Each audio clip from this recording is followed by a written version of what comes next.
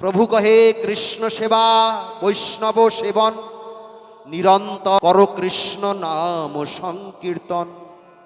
এই সংকীর্তনের ফলে এই চঞ্চল মনটা খুব সহজেই বশীভূত হতে পারে, মনটা বাইরে যাওয়ার সুযোগ পায় না। শ্রীমন মহাপ্রভুর দেখানো পথে আপনাদের কৃপায় গুরু বৈষ্ণবদের আশীর্বাদে যেন অগ্রসর হতে পারি। কি করলে আমার প্রাণনাথ খুশি হন, সন্তুষ্ট থাকেন, এটার নাম সেবা। 3 বার সেবা দেন, আজকে একটা নতুন রন্ধন করেছেন, 4 বার হয়ে গেল। 4 বার দেন 5 বার হয়ে গেল, 5 বার দেন 8 বার হয়ে গেল, 8 বার দেন 12 বার হয়ে গেল। নীলাচলে খাও তুমি 52 বার, এর নাম সেবা।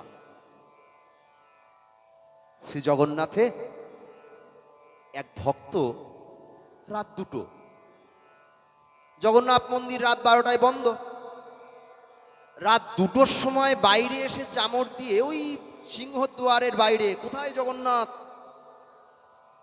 মূল মন্দির ভিতরে, আর ওই জগন্নাথের মূল দরওয়াজার বাইরে রাত দুপুরবেলা এসে চামড় দিয়ে ব্যজন করছে। কি আশ্চর্য! ও তুমি পাগল হয়ে গেছো? ঠাকুর এখন শয়নে, তুমি এখন কেউ নাই লোকজন, তুমি এসে ঠাকুরের চামড় দিয়ে ব্যজন করছো? লোগো, তোমরা তো দেখো ঠাকুর ঘুমোচ্ছে, আমার ঠাকুর রাত 12টায় তো মহারাসে গেছে গো। তিনি সখেবৃন্দ সঙ্গে রাস নৃত্যে বড় শ্রান্ত হয়েছে, আর ওই শ্রান্ত তাহার বিন্দু বিন্দু ঘর্মাক্ত দেহ, তিনি যখন একটু নিদ্রা অবসরে যখন চোখটা টেনে আসছে, তাই আমি একটু প্রভুর সেবার জন্য একটু চামড় দিয়ে ব্যজন করছি। এটাই তো সেবা, এটাই তো ভাব, এটাই তো প্রেম, এটার নাম রাগ। আর এই 5 বার দেওয়া ঘন্টা নাড়া সময়টা সময় কটা, হ্যাঁ বৈধি, বিধিতে যেতে হয়,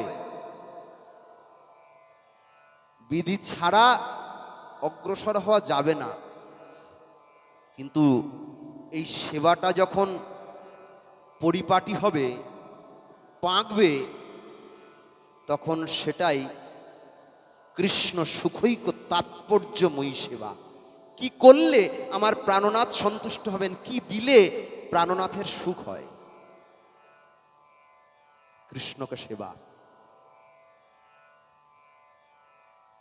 গরম পড়েছে, আমার ঘরে তো ফ্যান চলে সারাদিন, আর ঠাকুর ঘরে পাখাও নাই, বাসনগুলো কালচে শ্যাওলা জমে গেছে, কিন্তু নিজের খাওয়ার থালাটা বেশ পরিষ্কার। কেন? বলে চায় না তো। আর এরা চায়, না হলে রাগ করে, চায় না তাই মনেও থাকে না। মন্দিরে একটা করেছি, দরজাটা বন্ধ, খুলিই না। ওগো, আমাকে যদি একটা ঘরের মধ্যে ঢুকিয়ে দরজা দাও, আমার ভালো লাগবে তো।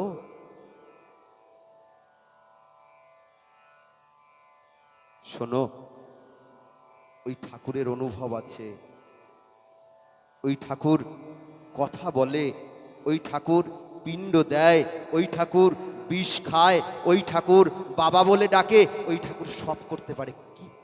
কি করে করলে পারে? বলে একমাত্র প্রাণের ভালোবাসা, একমাত্র প্রাণের ভালোবাসা।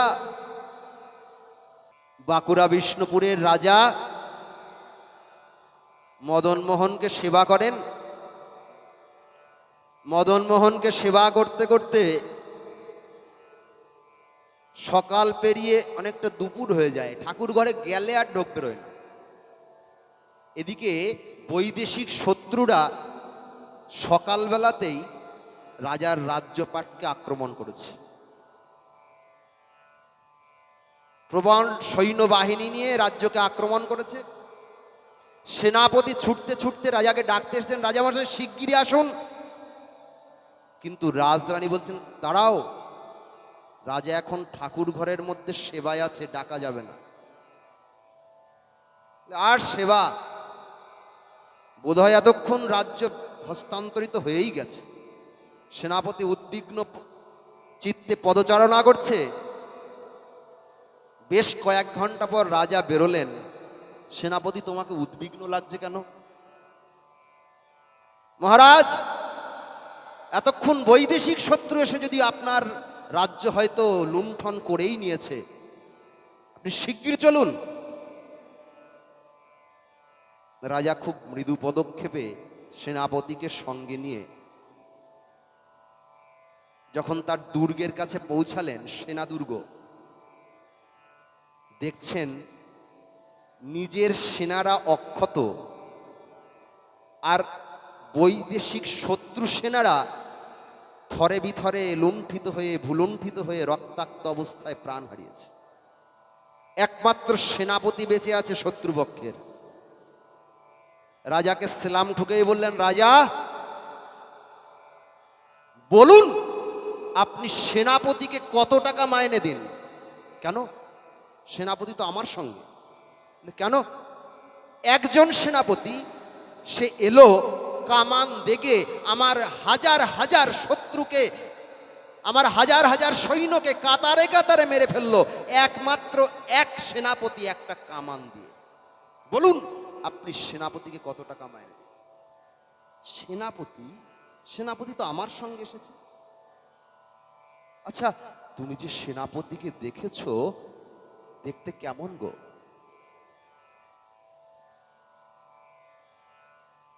শত্রু রাজা বলে, যে সেনাপতি আমাদের সঙ্গে যুদ্ধ করতে এসেছিল, সে একটা হলুদ রঙের কাপড় পরে এসেছিল রে। আচ্ছা আচ্ছা আচ্ছা, আর কি দেখেছো? আমি দেখেছি তার দুটি রাতুল চরণে সোনার নূপুর শোভা পাচ্ছে। আমি মনে ভাবলাম, এ কেমন সেনাপতি, সোনার নূপুর পরে যুদ্ধ করতে এসেছে। আচ্ছা, তুমি কি সেই সেনাপতির গলায় বৈজয়ন্তী ফুলের মালা দেখেছো? হ্যাঁ হ্যাঁ হ্যাঁ, আমি তো এটাও ভাবছিলাম যে কেমন সেনাপতি ফুলের মালা পরে, 5 রকম ফুলের মালা গাঁথা এই বৈজয়ন্তী ফুলের মালা পরে যুদ্ধ করতে এসেছে।